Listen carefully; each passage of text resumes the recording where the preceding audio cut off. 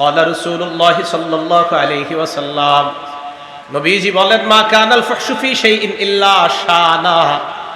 যেই জিনিসের মধ্যে নির্লজ্জতা বেশি, যেই জিনিসের মধ্যে নির্লজ্জতা বেশি, ওই জিনিসের কদর্যতা ময়লা বাড়তেই থাকে নির্লজ্জতা বেশি হওয়ার কারণে। ওয়া মা কানাল হায়াউ ফি শাইইন ইল্লা জানা। যেই জিনিসের মধ্যে লজ্জাশীলতা বেশি, ওই জিনিসের মধ্যে সৌন্দর্যতা বাড়াতেই থাকে, আল্লাহ সৌন্দর্যতা বাড়ায় দেয়। একটা নারী পর্দার মধ্যে থাকে, তার সৌন্দর্যতা মান মর্যাদা আল্লাহ বাড়ায় দেয়। বলেন তো, দুনিয়ার মধ্যে এমন অনেক জিনিস আছে যা আমরা দেখি না। দোকানের মধ্যে যাই, যাওয়ার পর স্যাম্পল দেখে, দেখার পর কয় এটা পছন্দ হয়েছে, গোডাউন থেকে একটা দেন। এটা বলেন তো না, কেন এটা নিলে সমস্যা কি? যেটা দোকানের সামনে ঝুলানো দেখছেন, এটা নিলে সমস্যা কি? আপনি তো এটাই পছন্দ করছেন, কোনটা নিবেন? যেটা ঢেকে রাখা হয়, বাংলাটা বলবেন, কোনটা নিবেন? জেলে খোলা যেটা, এটা নিবেন না। কে পছন্দ তো এটাই করছেন। এর মানে খোলা জিনিস পছন্দ হইলে এটা আসল পছন্দ না। ঢেকে রাখা হয় যেটা, ওইটাই আসল জিনিস, ওইটাই আসল পছন্দ। যা বুঝার বুঝবেন। তাহলে যেটা ঢেকে রাখা হয় এটাই পছন্দনীয় জিনিস।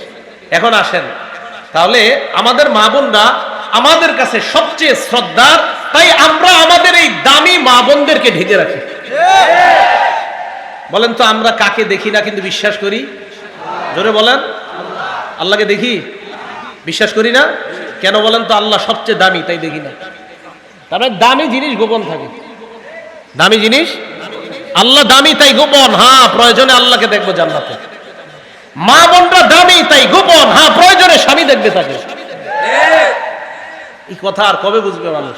সবচেয়ে দামি আল্লাহ, তাই তো এখনো দেখি না। কারণ দামি জিনিস এটা খুব দামি হয়, এটা দেখতেও কষ্ট হয়, এই জন্য তো জান্নাতে গিয়ে দেখবো। মা বোনরা যারা পর্দায় থাকে, এটা দামি জিনিস, তাই এটাকে দেখতে অনেক নিয়ম শৃঙ্খলা করে ওই হুজুরের বাসায় গিয়ে প্রস্তাব দিতে হয়। অন্যথায় যদি খোলামেলা থাকে, এটা নিয়ম শৃঙ্খলা করতে হয় না, চা দোকানের সামনে বসে পছন্দ করলে হয়। দামি জিনিস গোপন থাকে। এগুলা মানুষ কেন বুঝে না আমি বুঝি না। দামি জিনিস গোপন থাকে, আল্লাহ বুঝার তৌফিক দান করেন। আমিন। তাহলে মা কানাল হায়াউ ফি শাইইন ইল্লা জানা। যে জিনিসের মধ্যে লজ্জাশীলতা বেশি, এটার সৌন্দর্যতা বাড়ায় দেয় কে? আল্লাহ। আল্লাহ আমাদের মা বোনদেরকে সকলকে বুঝার তৌফিক দান করেন। আমার যে বোনেরা বলছে পোশাকের স্বাধীনতা চাই, তারাও না বুঝে বলছে, তাদেরকে আল্লাহ বুঝার তৌফিক দান করেন। আমিন। এবার আসেন, লজ্জা চার প্রকার। বলেন তো সবাই, লজ্জা কয় প্রকার? চার প্রকার। এক নাম্বার, আল হায়াউ মিনাল্লাহ, আল্লাহকে লজ্জা পাওয়া। এটা মুখস্থ করতে হবে, আলেম ছাড়া অন্যরা, আলেমরা বুঝবে, ওনারা মুখস্থ রাখতে পারবে, অন্যরা আমার সাথে বলবেন। এক নাম্বার, আল্লাহকে লজ্জা পাওয়া। বলেন, লজ্জা কয় প্রকার? চার প্রকার। এক নাম্বার, কাকে লজ্জা পাওয়া? দুই নাম্বার, ফেরেশতাদেরকে লজ্জা পাওয়া। কাদেরকে? তিন নাম্বার, মানুষকে লজ্জা পাওয়া। কাকে? চার নাম্বার, নিজেকে লজ্জা পাওয়া। এবার আমি বলবো, আপনারা শুধু ওইগুলা বলবেন। এক নাম্বার কাকে? দুই, তিন, চার, মনে থাকবে তো? লজ্জা চার প্রকার। এক নাম্বার, আল হায়াউ মিনাল্লাহ, আল্লাহকে লজ্জা পাওয়া। দুই নাম্বার, আল হায়াউ মিনাল মালাইকা, ফেরেশতাদেরকে লজ্জা পাওয়া। তিন নাম্বার, আল হায়াউ মিনান নাস, মানুষকে লজ্জা পাওয়া। চার নাম্বার, আল হায়াউ মিনান নাফস, নিজেকে লজ্জা পাওয়া। এক নাম্বার, আল্লাহকে লজ্জা পাওয়া। এটা কি আল্লাহকে লজ্জা পাওয়া? কাকে বলে? আল্লাহকে লজ্জা পাওয়ার ক্ষেত্রে কোরআনের দুইটা আয়াত যদি পারেন 24 ঘন্টা মাথায় রাখবেন, তাহলে দেখবেন আল্লাহকে লজ্জা পাওয়া সহজ হয়ে যাবে। আল্লাহকে লজ্জা পাওয়ার একটা বাংলা মনে রাখবেন, ইয়াস্তাকিরু ফি নাফসিল আবদি আন্নাল্লাহা ইয়ারাহু ফি কুল্লি হিনিন। বান্দার অন্তরে এই কথা বদ্ধমূল হয়ে যাওয়া যে আল্লাহ আমাকে সদা সর্বদা দেখতেছেন। আল্লাহ আমাকে সদা সর্বদা দেখতেছে, এই কথা বদ্ধমূল হয়ে যাওয়া। সূরা আলাকের 14 নম্বর আয়াত, সূরা কফের 16 নম্বর আয়াতটা মনে রাখবেন, না পারলে অর্থটা মনে রাখবেন, তখন দেখবেন গুনাহ ছাড়া কত সহজ হয়। সূরা আলাকের 14 নম্বর আয়াতে আল্লাহ বলেন, আলাম ইয়ালাম বিআন্নাল্লাহা ইয়ারা। মানুষ কি জানে না? ইয়া রাসূলুল্লাহ ইন্না লানাস্তাহয়ি ওয়াল হামদুলিল্লাহ। আমরা তো লজ্জা পাই, সমস্ত প্রশংসা আল্লাহ। আপনি আবার লজ্জা দ্বারা আমাদেরকে কি বুঝাইতে চান? আল্লাহ নবী জবাব দেয়, লাইসা যাকা, লজ্জা মানে এটা লজ্জা না, ওয়ালাকিন্নাল ইস্তিহয়া মিনাল্লাহ, আল্লাহকে লজ্জা পাওয়ার মানে হলো চারটা বিষয়। এক নাম্বার, আন তাহফাজার রাসা ওয়া মা ওয়া, এই মাথা আর মাথার আশেপাশের অঙ্গগুলা গুনাহ থেকে হেফাজত করা। দুই নাম্বার, ওয়া তাহফাজাল বাতনা ওয়া মা হাওয়া, পেট আর পেটের সাথে যা লেগে আছে এইগুলা গুনাহ থেকে হেফাজত করা। 3 নাম্বার ওয়াতাতাযাক্কারুল মাউত, 3 নাম্বার মরণকে স্মরণ করা। 4 নাম্বার ওয়াল বিলা, মরণের পর তোমাকে মানুষ মাটির নিচে দাফন করে আসবে, ওই অবস্থায় তোমার কি হবে এই কথাটা স্মরণ করা। এই 4টা। 4 নাম্বার ওয়াল বিলা মানে আপনি যে পচে গলে যাইবেন মাটিতে রাখার পর, এই কথাগুলা চিন্তা করা। আল্লাহকে লজ্জা পাওয়ার 4 অর্থ। 1 নাম্বার মাথার আশেপাশের জিনিসগুলা গুনাহ থেকে হেফাজত করা। 2 নাম্বার পেটের আশেপাশের সব অঙ্গ প্রত্যঙ্গ গুনাহ থেকে হেফাজত করা। 3 নাম্বার মরণকে বেশি বেশি স্মরণ করা। 4 নাম্বার আপনি যে মরে যাইবেন এরপর পচে যাইবেন এই বিষয়টা স্মরণ করা। বলেন তো 1 নাম্বার কিসেরকে হেফাজত করা? মাথার আশেপাশে যা কি আছে দেখেন তো, চোখ কি আছে? চোখ। এই চোখ দিয়ে গুনাহ করা যাবে না, মনে রাখবেন চোখ হলো গুনাহের বর্ডার। এই চোখ দিয়ে গুনাহ আমাদের শরীরে ঢুকে, এই জন্য এই বর্ডারকে হেফাজত করা। কলব হলো আপনার এই দেহ নামক অঙ্গরাজ্যগুলার রাজধানীর নাম কলব। হাত এক একটা অঙ্গরাজ্য, পা একটা অঙ্গরাজ্য। এই অঙ্গরাজ্যগুলো আপনি পরিচালনা করেন যেখান থেকে, এটা হলো কলব নামক রাজধানী। এই কলব নামক রাজধানীকে যদি হেফাজত রাখতে চান, আমাদের ঢাকার রাজধানী হেফাজত রাখার জন্য আমাদের বাংলাদেশের বর্ডার গার্ড মজবুত হতে হয়। এই জন্য আপনার কলব নামক রাজধানীকে হেফাজত করতে হলে এই চোখ নামক বর্ডার যত মজবুত হবে, কলব তত মজবুত থাকবে। আর এই মজবুত কলব নামক রাজধানী যত মজবুত হবে, তত দ্রুত আল্লাহর জান্নাতে যাবে। গুনাহ চোখ দিয়ে ঢুকতে দেওয়া যাবে না, তাহলে কলবের ক্ষতি হয়ে যাবে। এই জন্য চোখ গুনাহ থেকে হেফাজত করা। মেধা যদি শার্প রাখতে চান, চোখের গুনাহ করা যাবে না, মেধা ভালো থাকবে। ছাত্র ভাই যারা হয়তো চোখের গুনাহ করার প্রশ্নই আসে না, ছাত্র ভাইদের চোখের গুনাহ করলে মেধা নষ্ট হয়ে যাবে। আল্লাহ আমাদের সকলকে গুনাহ থেকে বেঁচে থাকার তৌফিক দান করেন। সহিহ বুখারী হাদিস নাম্বার 2465 নাম্বার হাদিস। এই হাদিসের মধ্যে আসছে ক্বালা রাসূলুল্লাহ সাল্লাল্লাহু আলাইহি ওয়াসাল্লাম, আল্লাহ নবী বলেন, ইয়াকুমুল জুলুস আলাত তুরুকাত, তোমরা রাস্তাঘাটে গল্প গুজব করা থেকে তোমরা বাঁচবা, রাস্তার মধ্যে বৈঠক করা থেকে তোমরা বাঁচবা। সাহাবারা বললেন, ইয়া রাসূলুল্লাহ মা লানা বুদ্দুন ইন্নামা হিয়া মাজালিসুনা নাতাহাদ্দাসু ফিহা, রাস্তার মধ্যেই তো আমরা ধর্মীয় আলোচনা করি, রাস্তার মধ্যে বসা ছাড়া আমাদের কোনো উপায় নাই। আল্লাহ নবী বলেন, ফাইন আবাইতুম ইল্লাল মাজালিস, রাস্তায় যদি বসতেই হয় ফাআতুত তরিক হাক্কা, রাস্তার 5টা হক আদায় করবা। বলেন রাস্তার হক কয়টা? বলেন লজ্জা কয় প্রকার? ভুলে গেছে, লজ্জা কয় প্রকার? 1 নাম্বার কাকে লজ্জা পাওয়া? আল্লাহকে লজ্জা পাওয়ার কয় অর্থ? 1 নাম্বার কাকে হেফাজত করা? মাথার আশেপাশের এগুলো হেফাজত করা। মাথার আশেপাশে একটা অঙ্গের নাম কি? চোখ। এই চোখকে গুনাহ থেকে হেফাজত করা। সহিহ বুখারী 2465 নাম্বার হাদিসে নবী বলছে রাস্তার হক কয়টা? 5টা। 1 গদ্দুল বাসর, নজর নিচের দিকে রাখা, এটা হলো 1 নাম্বার হক রাস্তার। গদ্দুল বাসর, দৃষ্টি নিচে রাখা। 2 নাম্বার ওয়াকাফুল আযা, রাস্তা থেকে কষ্টদায়ক বস্তু সরায় দেওয়া। 3 নাম্বার রদ্দুস সালাম, সালামের জবাব দেওয়া। 4 নাম্বার আমরুন বিল মারুফ, নেক কাজের আদেশ করা। রাস্তা দিয়ে যাইতেছেন, ভাই চলেন নামাজে চলেন, নেক কাজের আদেশ করা। 5 নাম্বার নাহিয়ুন আনিল মুনকার, অসৎ কাজ থেকে নিষেধ করা। একজনে সিনেমা দেখতেছে রাস্তায় দাঁড়া, এই চলো এখান থেকে চলো, অসৎ কাজ থেকে নিষেধ করা। বলেন রাস্তার হক কয়টা? 5টা। 1 নাম্বার দৃষ্টি নিচে রাখা, 2 নাম্বার কষ্টদায়ক বস্তু সরায় দেওয়া, 3 নাম্বার সালামের জবাব দেওয়া, 4 নাম্বার নেক কাজের আদেশ করা, 5 নাম্বার অসৎ কাজ থেকে নিষেধ করা। আল্লাহ রাস্তার এই 5টা আদায় করার তৌফিক দান করেন। তাহলে আল্লাহকে লজ্জা পাওয়ার 4 অর্থ: 1 নাম্বার মাথার আশেপাশে যা আছে এইগুলাকে হেফাজত করা। মাথার সাথে আরেকটা অঙ্গ আছে, এটার নাম জিহ্বা, জবান। সহিহ বুখারী হাদিস নাম্বার 6474 নাম্বার হাদিস। ক্বালা রাসূলুল্লাহ সাল্লাল্লাহু আলাইহি ওয়াসাল্লাম, আল্লাহ নবী বলেন, মাইয়াজমানলি মা বাইনা লাহিয়াইহি ওয়া মা বাইনা রিজলাইহি আজমান লাহুল জান্নাহ। নবীজি বলেন 2 চোয়ালের মাঝখানে এই জবান, 2 রানের মাঝখানের লজ্জাস্থান, এই 2 জিনিসের যেই ব্যক্তি আমাকে জামানত দিয়ে দেয়, ইয়া রাসূলুল্লাহ চোখ দিয়ে আমি গুনাহ করি না, লজ্জাস্থান দিয়ে আমি গুনাহ করি না, এই 2 জিনিসের নিশ্চয়তা দিয়ে দেয়, আজমান লাহুল জান্নাহ, আমি নবী তাকে জান্নাতে নেওয়ার জিম্মাদার হয়ে গেলাম। আমি তাকে জান্নাতে নেওয়ার জামিন হব, আমি তাকে জান্নাতে নিব। কয় জিনিসের নিরাপত্তা দেওয়া? 2টা, চোখ আর হলো লজ্জাস্থান। আল্লাহ আমাদেরকে বুঝার তৌফিক দান করেন। এখন আমাদের মা বোনরা যদি পর্দা ছাড়া রাস্তাঘাটে হাঁটে, বলেন পুরুষরা তাদের জবান, লজ্জাস্থান, তাদের চোখগুলো হেফাজত করা সহজ হবে না কষ্টকর হয়ে যাবে? এই জন্য পর্দা মা বোনরা করা এটা যদি পর্দা মা বোনরা খুব বেশি পরিমাণে করে তাহলে পুরুষের চোখ হেফাজত করা খুব বেশি সহজ হয়ে যাবে। ঠিক না কথাটা? আল্লাহ আমাদের সকল মা বোনদেরকে বুঝার তৌফিক দান করেন। তো 1 নাম্বার মাথার আশেপাশে যা এগুলাকে হেফাজত করা। 2 নাম্বার পেটের আশেপাশে যা এগুলা হেফাজত করা। এটা তো বললাম লজ্জাশীলতা, আপনার লজ্জাস্থানকে হেফাজত করা। হাত, এই হাতকে মানুষকে কষ্ট দেওয়া থেকে হেফাজত করা। সহিহ বুখারী হাদিস নাম্বার 10 নাম্বার হাদিস, ক্বালা রাসূলুল্লাহ সাল্লাল্লাহু আলাইহি ওয়াসাল্লাম আল মুসলিমু মান সালিমাল মুসলিমুনা মিন লিসানিহি ওয়া ইয়াদিহি। মুসলমান ওই ব্যক্তি যেই ব্যক্তির জবান এবং হাতের কষ্ট দেওয়া থেকে অন্য মুসলমান নিরাপদ থাকে। আমি মুখ দিয়ে কোনো মুসলমানকে কষ্ট দেই না, আমি হাত দিয়ে কোনো মুসলমানকে কষ্ট দেই না, তাহলে আমি প্রকৃত মুসলমান। ওয়াল মুহাজিরু মান হাজারা মা নাহাল্লাহু আন। মুহাজির প্রকৃত ওই ব্যক্তি যেই ব্যক্তি আল্লাহর নিষিদ্ধ বিষয়গুলা থেকে নিজেকে বাঁচিয়ে রাখে, যে ব্যক্তি আল্লাহর নিষিদ্ধ বিষয় থেকে বেঁচে থাকে, সে হলো প্রকৃত মুহাজির। এখন মুখের একটা গুরুত্বপূর্ণ কথা বলবো। মুখ দিয়ে আমরা কিছু গুনাহ করি, যে গুনাহগুলা করা আমাদের জন্য আসলে ঠিক না। এই মাইকের সামনে বসে আমরা অনেকে ইচ্ছাকৃতভাবে হইলে আল্লাহর কাছে ধরা, ভুলবশত হইলে আল্লাহ মাফ করবে, ভবিষ্যতে যেন না হয়। মাইকে বসে আমরা কি করি? আল্লাহর নামেও মিথ্যা কথা বলি, নবীর নামেও মিথ্যা কথা বলি। মাইকে বসে কার নামে মিথ্যা কথা বলে? আল্লাহর নামে। আবার কার নামে? নবীর নামে। মনে রাখবেন সূরা নিসা, ওয়ামান আসদাকু মিনাল্লাহি হাদিসা। আল্লাহর কথার চেয়ে সত্য কথা আর কারো কথা নাই। ওয়ামান আসদাকু মিনাল্লাহি কিলা। আল্লাহর কথার চেয়ে সত্য কথা আর কারো কথা নাই।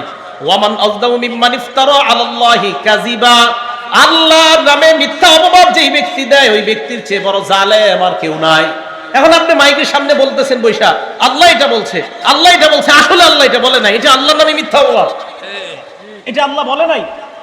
এটা সাবধানতা অবলম্বন করা দরকার। এই জবান দিয়ে কথা বলা হয় যেটা আল্লাহ বলছে, তা আল্লাহ বলে না, এটা কোথাও পাবেন না, কোনো কিতাবে পাবেন না, কিন্তু বলতেছে আল্লাহ বলছে। আল্লাহর নামে মিথ্যা অপবাদ এই জবান দিয়ে দেওয়া যাবে না। এটা আমি আমাকে বলতেছি, আমার দ্বারা যেন কখনো এটা না হয়। 2 নাম্বার, রাসূল আকরাম সাল্লাল্লাহু আলাইহি সাল্লামের নামে কোনো মিথ্যা কথা ইচ্ছাকৃতভাবে এখানে বসে বলা যাবে না। কার নামে বলেন সবাই? কার নামে? রাসূল আকরাম সাল্লাল্লাহু আলাইহি সাল্লামের নামে। সহিহ বুখারী হাদিস নাম্বার 109, ক্বালা রাসূলুল্লাহ সাল্লাল্লাহু আলাইহি ওয়াসাল্লাম মাইয়াকুল আলাইয়া মা লাম আকুল। কোন ব্যক্তি যদি আমার নামে এমন কথা বলে যেই কথা আমি নবী বলি নাই, আবার কোন ব্যক্তি যদি আমার নামে এমন কথা বলে যেই কথা আমি নবী বলি নাই, ফাল্যাতাবাওয়া মাকআদাহু মিনান নার। ওই ব্যক্তি যেন তার ঠিকানা জাহান্নামে বানিয়ে নেয়। কোন ব্যক্তি আমার নামে এমন কথা বলে যা আমি নবী বলি নাই, সে যেন তার ঠিকানা জাহান্নামে বানিয়ে নেয়। তার ঠিকানা কোথায় বানিয়ে নেয়? জাহান্নামে বানিয়ে নেয়। আল্লাহর নামে একটা মিথ্যা কথা বিভিন্ন জায়গায় শোনা যায়, কি আল্লাহ নাকি বলছে কুনতু কানজান মাখফিয়ান, আমি ছিলাম সঞ্চিত ধনভাণ্ডার, গোপন ধনভাণ্ডার। ফাআহবাবতু আন উরাফা, আমি চাইলাম মানুষের মাঝে প্রকাশ হইতে। ফাখালাকতুল খালকা লিউরাফা, তাই আমি সৃষ্টিকে বানাইলাম যেন মানুষ আমাকে চিনতে পারে। আল্লাহ নাকি পরিচিত হওয়ার জন্য মানুষ বানাইছে, সৃষ্টি বানাইছে। এটা আল্লাহর নামে মিথ্যা কথা, আল্লাহ এটা বলে নাই। রাসূল আকরাম সাল্লাল্লাহু আলাইহি সাল্লামের নামে মিথ্যা কথা। কি মিথ্যা কথা? বিদ্যানের কলমের কালি শহীদের রক্তের চেয়ে অধিক দামি, এটা আল্লাহ রাসূল সাল্লাল্লাহু আলাইহি সাল্লাম কোথাও বলে নাই। এটা হাসান বসরি রহমাতুল্লাহ আলাইহির বক্তব্য। নবীজির নামে চালায় দেয়ালের মধ্যে লেখা, নিচ দিয়ে লেখা দেয় আল হাদিস। নাউজুবিল্লাহ, এটা তো নবী বলে নাই, আপনি কেন আল হাদিস লিখবেন এখানে? ভাই এটা নবী বলে নাই। বিদ্যানের কলমে, বিদ্যানের ওলামায়ে কেরামের কি আর মর্যাদা খুঁজে পান নাই? ওলামায়ে কেরামের মর্যাদা তো একের পর এক মর্যাদা কোরআন সুন্নাহ থেকে বলতেই থাকবো ইনশাআল্লাহ। তো কেন এই সমস্ত মিথ্যা কথা লিখতে হবে? বিদ্যানের কলমের কালি শহীদের রক্তের চেয়ে দামি, এটা নবীজি বলে নাই কোথাও। তাহলে রাসূল সাল্লাল্লাহু আলাইহি সাল্লামের নামে মিথ্যা কথা বলা যাবে না। উত্তুবুল ইলম ওয়ালাউ বিসিন, চীন দেশে হলো ইলম অর্জন করো, আল হাদিস নিজ দিয়ে লেখা। কোথায় বলছে নবীজি এই কথা? ইলম অর্জন করতে হবে দূরে গিয়ে, এটা সত্যি কথা। অসংখ্য গণিত হাদিস আছে। প্রায় 1500 মাইল সফর করে কাইস ইবনে কাসিরের বর্ণনা, দামেস্কের মসজিদে উনি বসা নবীর সাহাবার সাথে, যে এক ব্যক্তি আসছে, আসার পর নবীর সাহাবাকে কয়, আমি শুনেছি আপনার কাছে একটা হাদিস আছে, এই হাদিস শোনার জন্য আপনার কাছে আসছি। তাই নাকি? শুধু একটা হাদিস শুনতে আসছো? কয় হ্যাঁ। কোত্থেকে? আতাইতু মিনাল মাদিনা মিন মাদিনাতি রাসূলি সাল্লাল্লাহু আলাইহি সাল্লাম, আমি রাসূলের মদিনা ওই শহর থেকে আমি আসছি আপনার কাছে। লিহাদিসিন বালাগানি আন্নাকা তুহাদ্দিসুহু আন রাসূলিল্লাহি সাল্লাল্লাহু আলাইহি সাল্লাম, একটা হাদিস শুনতে আসছে যে আপনি নাকি নবীজি থেকে বর্ণনা করেন। একটা হাদিস কোনো ব্যবসার কারণে আসো নাই? আমা কাদিমতা লিতিজারা, তুমি কোনো ব্যবসার কারণে আসো নাই? কয় না। শুধু একটা হাদিস শুনতে আসছো? কয় হ্যাঁ। প্রায় 1267 কিলোমিটার রাস্তা অতিক্রম করে একটা হাদিস শুনতে আসছে। কয়টা হাদিস? তো এই হাদিসগুলো আপনারা বলতে পারেন না, দেয়ালে লেখা দেয় কি যে চীন দেশে গিয়ে হইলো তুমি ইলম অর্জন করো আল হাদিস। আরে ভাই, নবীজি কোথায় বলছে এই কথা? এটা তো নবীজি বলে নাই। নবী বলছে আমার নামে যে এমন কথা বলে যা আমি বলি নাই, সে যেন তার ঠিকানা জাহান্নামে বানিয়ে নেয়। সহিহ বুখারী হাদিস নাম্বার 110, মান কাযাবা আলাইয়া মুতাআম্মিদা। রাসূল সাল্লাল্লাহু আলাইহি সাল্লাম বলেন, কেউ যদি আমার নামে ইচ্ছাকৃতভাবে মিথ্যা কথা বলে, ফালইয়াতাবাওয়া মাকআদাহু মিনান নার, সে যেন তার ঠিকানা জাহান্নামে বানিয়ে নেয়। আগেরটা কি বলছে? কেউ যদি আমার নামে এমন কথা বলে যা আমি বলি নাই। এই হাদিসে বলছে কেউ যদি আমার নামে ইচ্ছাকৃতভাবে মিথ্যা কথা বলে, সে যেন জাহান্নামে তার ঠিকানা বানিয়ে নেয়। সহিহ বুখারী হাদিস নাম্বার 1291 নাম্বার হাদিস। এই হাদিসের মধ্যে রাসূল আকরাম সাল্লাল্লাহু আলাইহি সাল্লাম কি বলছে? ভাই বাংলাটা মন দিয়ে শুনেন। ইন্না কাযিবান আলাইয়া লাইসা কাযিবিন আলা আহাদিকুম। নবীজি বলছে, শোনো, আমার নামে মিথ্যা কথা বলা আর তোমাদের কোন সাধারণ ব্যক্তির নামে মিথ্যা বলা এক না। ওনার নামে আমি মিথ্যা কথা বলা এটাও অন্যায়, কিন্তু নবীজি বলেন উনি সাধারণ মানুষের নামে তুমি মিথ্যা বলা আর আমি নবীর নামে মিথ্যা বলার অপরাধ সমান না। মনে রাখবা, কোন মুসলমানের নামে তুমি মিথ্যা বলা এটাও ভয়ঙ্কর অপরাধ, তোমার ভয়ঙ্কর শাস্তি হবে, কিন্তু আমি নবীর নামে মিথ্যা কথা বলাটা, এই অপরাধ দুইটা সমান মনে করবা না। আমার নামে মিথ্যা বলাটা এটা ভয়ঙ্কর অপরাধ। তাহলে রসুলের নামে মিথ্যা কথা বলা এটা এই যে মাথার সাথে সম্পর্ক, মুখ, এই মুখ দিয়ে মিথ্যা কথা বলা যাবে না। সহিহ মুসলিম হাদিস নাম্বার 1, মাদ্রাসার পাঠ্যপুস্তক অনুযায়ী ক্বালা রাসূলুল্লাহ সাল্লাল্লাহু আলাইহি ওয়াসাল্লাম, লা তাকযিবু আলাইয়া, তোমরা আমার নামে মিথ্যা কথা বইলো না। ফাইন্নাহু মাইয়াকযিব আলাইয়া ইয়ালিজিন নার, আমার নামে যদি কেউ মিথ্যা কথা বলে, এই হাদিস আমি এটাই বুঝছি, কয় ইয়ালিজিন নার, কয় সরাসরি জাহান্নামে যাবে, সরাসরি জাহান্নামে যাবে।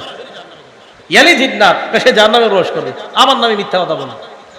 সহিহ মুসলিম হাদিস নাম্বার 6, ক্বালা রাসূলুল্লাহ সাল্লাল্লাহু আলাইহি ওয়াসাল্লাম, আল্লাহ নবী বলেন, সায়াকুনু ফি আখিরিজ জামান উনাস, শেষ জামানায় এমন কিছু মানুষের আবির্ভাব ঘটবে, ইউহাদ্দিসুনাকুম মা লাম তাসমাউ আনতুম ওয়ালা আবাউকুম, তোমাদের সামনে এমন হাদিস বলবে যা তোমরাও শোনো নাই, তোমাদের বাপ দাদারাও শোনে নাই। ফাইয়াকুম ওয়া ইয়াহুম, তাদের থেকে তোমরা বেঁচে থাকবা। সহিহ মুসলিম হাদিস নাম্বার 7, ক্বালা রাসূলুল্লাহ সাল্লাল্লাহু আলাইহি ওয়াসাল্লাম, ইয়াকুনু ফি আখিরি উম্মতি দাজ্জালুনা কাজ্জাবুন, শেষ জামানায় আমার উম্মতের মধ্যে এমন কিছু মিথ্যাবাদী দাজ্জালের আবির্ভাব ঘটবে, ইয়াতুনাকুম মিনাল আহাদিস, যারা তোমাদের সামনে এমন হাদিস পেশ করবে, মা লাম তাসমাউ আনতুম ওয়ালা আবাউকুম, যা তোমরাও শোনো নাই, তোমাদের বাপ দাদারাও শুনে নাই। ফাইয়াকুম ওয়া ইয়াহুম, তোমরা তাদের থেকে বেঁচে থাকবা। লা ইউদিল্লুনাকুম ওয়ালা ইফতিনুনাকুম, তারা যেন তোমাদেরকে পথভ্রষ্ট করতে না পারে, তারা যেন তোমাদেরকে ফিতনায় না ফালায়। ভাই আমি বুঝাইতে চাইলাম, আল্লাহকে লজ্জা পাওয়ার 1 নাম্বার অর্থ মাথা আর মাথার আশেপাশে যা আছে এইগুলা গুনাহ থেকে হেফাজত করা। এই জবান, এটা মাথার সাথে, এই আমার এই জায়গাটার সাথে সম্পৃক্ত। এই জবান দিয়ে ওনার নামে তো মিথ্যা বলাই যাবে না, আর আল্লাহ রসুলের নামে মিথ্যা বলার তো কল্পনাও করা যাবে না। মাইকের সামনে বৈশা সাবধান, আল্লাহ এটা বলছে, নবী এটা বলছে। আমি যেদিন দেখবো আমি পারি না যে আল্লাহ বলছে আর নবী বলছে এই কথা বলতে, যেদিন পারি না আমি ওয়াজই করবো না। কেন? আল্লাহ আর আল্লাহ রসুল যা বলছে এতটুকু ওয়াজ কি যথেষ্ট না? আপনি ওইটা কইতে হবে, ওইটা কইতে হবে, এত কিছু কেন? হ্যাঁ, কোরআনের তো 6236টা আয়াত, রসুলের প্রায় 10 লক্ষ হাদিস থাকতে আপনার এত জায়গা থেকে ওয়াজ আনতে হবে কেন? বিসমিল্লাহ। কোরআন সুন্নাহ খুব বেশি পড়তে হবে। ছাত্র ভাই মাদ্রাসার দাওরা হাদিস পর্যন্ত আপনাদের কাছে আমার আবদার, পড়েন, শুধু পড়েন। মনে রাখবেন, সৃষ্টির শুরু আল্লাহ বানাইছে কলম, আর ইসলামের শুরু পড়া। সৃষ্টির শুরু কি আর ইসলামের শুরু? আন্দাজি কইছি না। আবু দাউদ শরীফ হাদিস নাম্বার 4700 নাম্বার হাদিস, রাসূল আকরাম সাল্লাল্লাহু আলাইহি সাল্লাম বলেন, ইন্না আউওয়ালা মা খালাকাল্লাহুল খালকা আল কলম, সর্বপ্রথম সৃষ্টি বানাইছে আল্লাহ কলম। এই যে কি বানাইছে? কলম দিয়ে কি করি আমরা? আল্লাহ কলম রে বলছে উক্তুব, লেখো। কলম কর, মাযা আকতুবু ইয়া রব, রব আমি কি লিখবো? আল্লাহ বললেন উক্তুব মাকাদিরা কুল্লি শাইইন হাত্তা তাকুমাস সাআ, সব জিনিসের ভাগ্য তুমি কিয়ামত পর্যন্ত এই ভাগ্যগুলা কি হবে এটা লিখে দাও। তাহলে সৃষ্টির শুরু কি? কলম। এবার দেখেন ইসলামের শুরু কেমনে হয়েছে। সহিহ বুখারী হাদিস নাম্বার 3, একদম বুখারী শরীফ খুললেই নবীজি সাল্লাল্লাহু আলাইহি সাল্লাম তাহান্নুস করতে লাগলেন, রাত্রিকালীন ইবাদত করতে লাগলেন। জিবরিল আমিন নবীজির কাছে আসছে, আসার পর বললেন ইকরা ইয়া মুহাম্মদ, আগে বলছে পড়েন পড়েন হে মুহাম্মদ। তো ইসলামের নবীজির সাথে জিবরিল আমিনের কথা শুরু হয়েছে পড়া দিয়া, দুনিয়া শুরু লেখা দিয়া। জিবরিল আমিনের সাথে নবীজির কথা শুরু হয়েছে পড়া দিয়া। তো ইসলাম আর দুনিয়া গবেষণা করলে লেখাপড়া, আমাদের সবচেয়ে অভাব লেখাপড়া। ছাত্র ভাইয়েরা পড়েন, এত বেশি পড়েন, পড়তে পড়তে যদি আপনি কিছু হয়ে যান তখন বুঝেন। খুব বেশি পড়েন, মোবাইল থেকে দূরে থাকেন, খুব বেশি পড়াশোনা খুব দরকার। অবস্থা ভয়ঙ্কর, আপনাদের দ্বারা আল্লাহ ইসলাম হেফাজত করবে। যদি পড়াশোনা না করেন তাহলে অবস্থা খারাপ হবে। পড়াশোনা করতে হবে খুব বেশি। আল্লাহ আমাদেরকে বুঝার তৌফিক দান করেন। এখানে বসে মিথ্যা কথা বলা যাবে না। এক নাম্বার আল্লাহকে লজ্জা পাওয়া, মাথার সাথে যা সম্পর্ক এইগুলাকে কোনো গুনাহ করা যাবে না। এক। দুই, পেটের সাথে সম্পর্ক, গুনাহ করা যাবে না। তিন, মরণকে স্মরণ করা। চার নাম্বার, মরণের পরে যে আমি পচে গলে যাব এইটাকে স্মরণ করা। আল্লাহ আমাদের সকলকে সতর্কতার সাথে যেন আমরা চলতে পারি তৌফিক দান করেন। দুই নাম্বার কারে লজ্জা পাওয়া? ফেরেশতা। হ্যাঁ, এক নাম্বার আল্লাহকে লজ্জা পাওয়া। আল্লাহকে লজ্জা পাওয়ার আরেকটা দৃষ্টান্ত দিই। অনেকে ঘরে একা একা থাকেন, দরজা বন্ধ করে থাকেন না, একা একা। এই জায়গায় আপনি রান খুইলা এমনি ইচ্ছাকৃতভাবে বৈশা থাকবেন। রান খুইলা মানে লজ্জা, যেই জায়গায় সতর ঢাকা ফরজ, এই সতর খুইলা এমনি বৈশা রয়েছেন, কেউ কিন্তু দেখে না, দরজা লাগান। এটা ঠিক হবে কিনা আগে হাদিস শুনি, দেই ঠিক হয় কিনা। আবু দাউদ শরীফ 4017 নাম্বার হাদিস। এই হাদিসের মধ্যে আসছে নবীজির এক সাহাবা নাম বাহাস ইবনে হাকিম, উনি ওনার বাবা থেকে, ওনার দাদা থেকে হাদিস বর্ণনা করেন। কি উনি বলেন, আওরাতুনা মা নাতি মিনহা ওয়া মা নাজাত ইয়া রাসূলুল্লাহ, হুজুর আমাদের যে জিনিসগুলা ঢেকে রাখবো কতটুকু ঢেকে রাখতে পারবো, কতটুকু আমরা ঢেকে রাখবো না। নবীজি জবাব দিলেন, ইহফাজ আওরাতাক ইল্লা মিন যাওজাতিক, তুমি তোমার বিবি ছাড়া অন্য সকলের সামনে লজ্জাস্থান ঢেকে রাখবা। লজ্জাস্থান কখনো প্রয়োজন হলে খোলা, এটা আল্লাহ খাদ দিয়ে দিছে, কোথায় লজ্জাস্থান খোলা যাবে। তারপর সাহাবা প্রশ্ন করে ফেলছে, দেখেন, ইদা কাদা আহাদুনা খালিয়ান ইয়া রাসূলুল্লাহ, হুজুর আমাদের কেউ যদি ঘরের ভিতরে একা একা থাকে তাহলে কি সব ঢেকে রাখতে হবে? ভালো করে মন দিয়ে শুনেন। হুজুর আমাদের কেউ যখন ঘরে একা থাকি তখনও কি ঢেকে রাখতে হবে?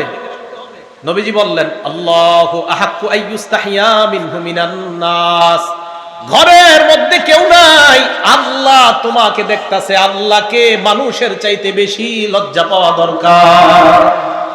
ঘরের মধ্যে কেউ দেখে না, আল্লাহ তো দেখে, তা আল্লাহকে বেশি লজ্জা পাওয়া। তাহলে এক নাম্বার আল্লাহকে লজ্জা পাওয়া। দুই নাম্বার ফেরেশতাদেরকে লজ্জা পাওয়া।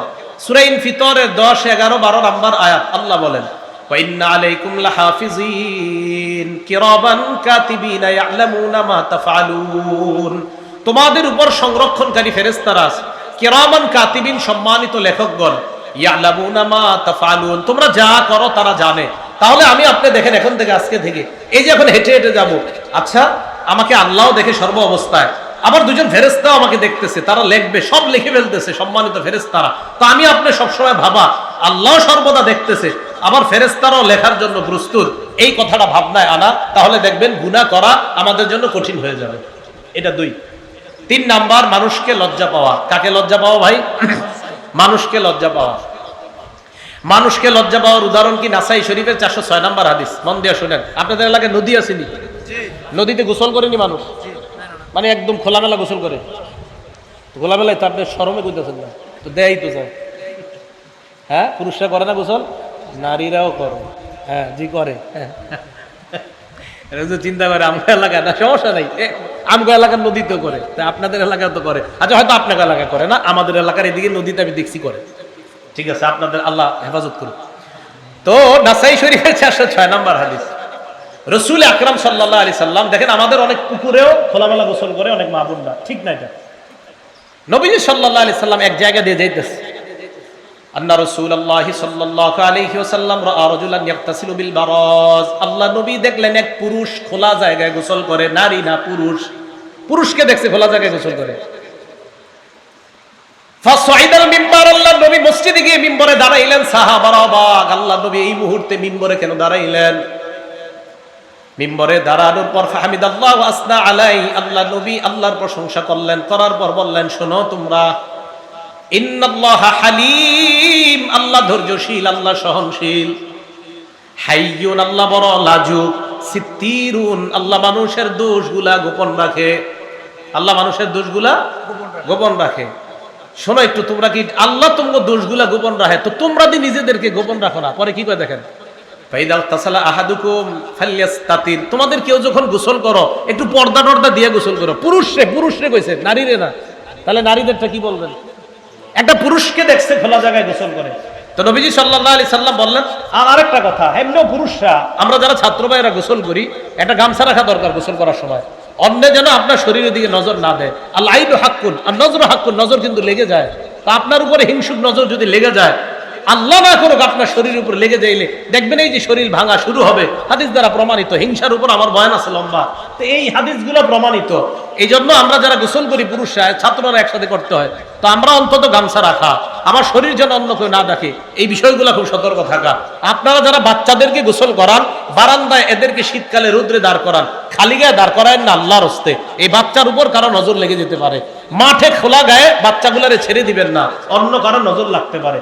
তো রাসূল আকরাম সাল্লাল্লাহু আলাইহি সাল্লাম বললেন, তোমাদের কেউ যখন গোসল করে সেজন্য একটু পর্দা দিয়ে গোসল করে।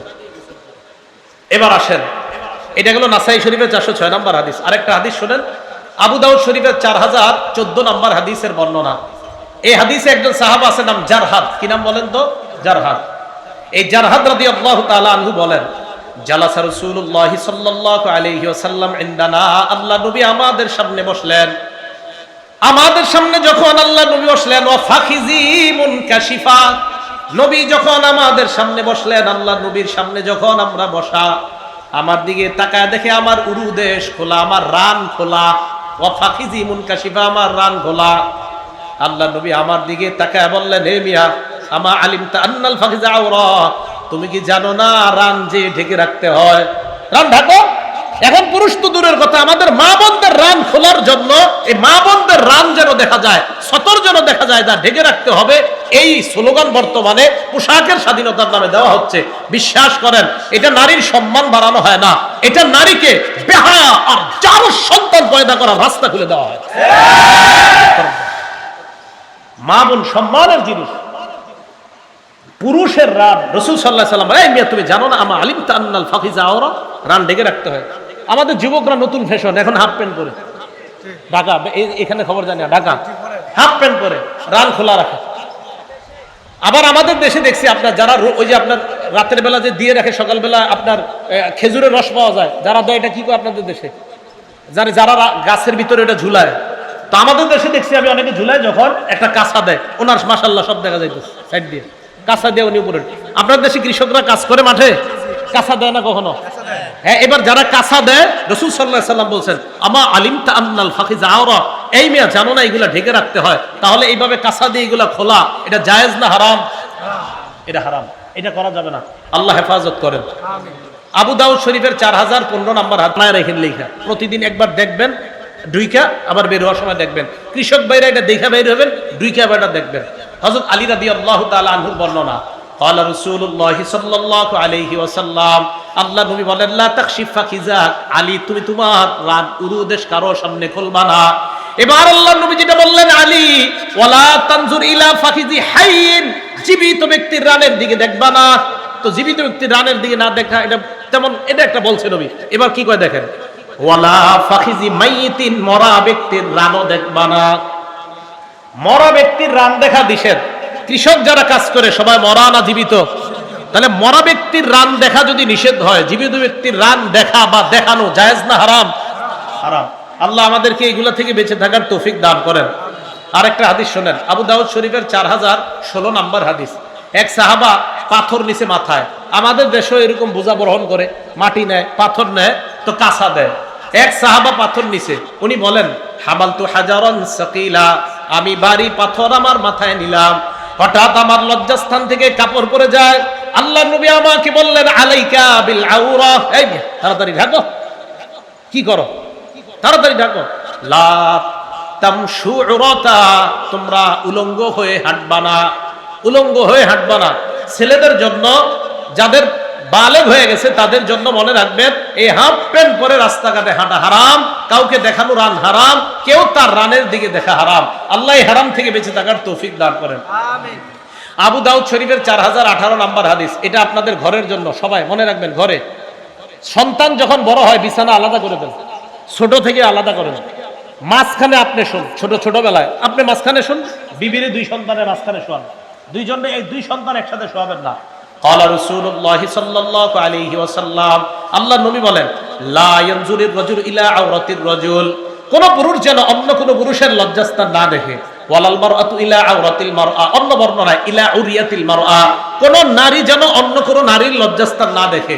ওয়ালা ইউযির রাজুলু ফি সাওবিন ওয়াহিদিন ওয়ালাল মারআতু ফি সাওবিন ওয়াহিদিন, কোন নারী আর কোন নারী, দুই নারী এক বিছানা এক কাঁথার নিচে যেন না ঘুমায়, দুই পুরুষ দুই ছেলে যেন এক কাঁথার নিচে না ঘুমায়।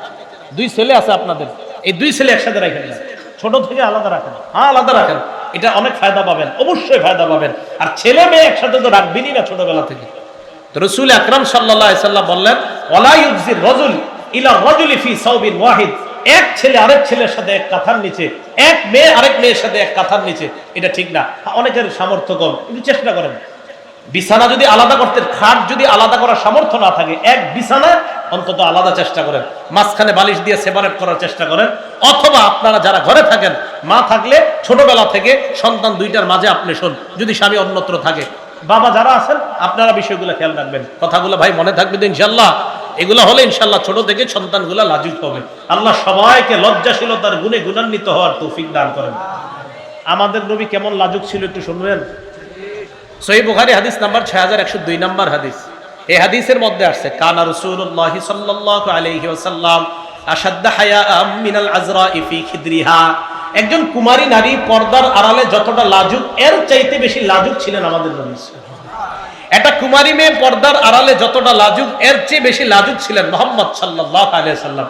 আম্মা জান আয়েশা সিদ্দিকা একটা হাসির হাদিস আমাদেরকে শোনাইছে, শোনামনি? সহিহ বুখারী হাদিস নাম্বার 314। এই হাদিসের মধ্যে আছে, এক নারী নবীজির কাছে মাসালা জিজ্ঞেস করতে আসছে। আসার পর কয়, ইয়া রাসূলুল্লাহ, আন্না ইমরাআতান সালাতিন নবী সাল্লাল্লাহু আলাইহি ওয়াসাল্লাম আন গুসলিহা মিনাল হাইজ। আমাদের মা বোনরা মাসে একটা অসুস্থতা হয়, যেটা আপনারা জানেন। তো এই অসুস্থতায় এক নারী নবীজির কাছে আসছে। আয়েশাকে, হুজুর আমি পবিত্র হব কিভাবে? তো নবীজি বললেন, খুজি ফিরসাতাম মিন মিসকিন, তুমি কস্তুরী লাগানো একটা টুকরা নাও, নেকড়া নাও, তাতাহহারি বিহা, এরপর এটা দিয়ে তুমি পবিত্রতা অর্জন করো। তো নবীজি বলে দিছে নিয়ম। এরপর ওই নারী কয়, কাইফা তাতাহহারু, হুজুর কিভাবে পবিত্রতা অর্জন করব? নবীজি বললেন, তাতাহহারি বিহা, যেভাবে বললাম এইভাবে করো। আবার কয়, কাইফা তাতাহহারু, হুজুর আমি কিভাবে পবিত্রতা? আম্মা জান আয়েশা দূর থেকে দেখতেছে আর রাগ হইতেছে, খালি যে মহিলার প্রশ্ন করার জিনিস পায় না, বারবার খালি একই কথা জিজ্ঞেস। তো আবার জিজ্ঞাসা, হুজুর কিভাবে? নবীজি বললেন, সুবহানাল্লাহ তাতাহহারি। নবীজি বুঝলেন আর কি, আরে আশ্চর্য, বারবার বলতেছি পবিত্রতা অর্জন করো।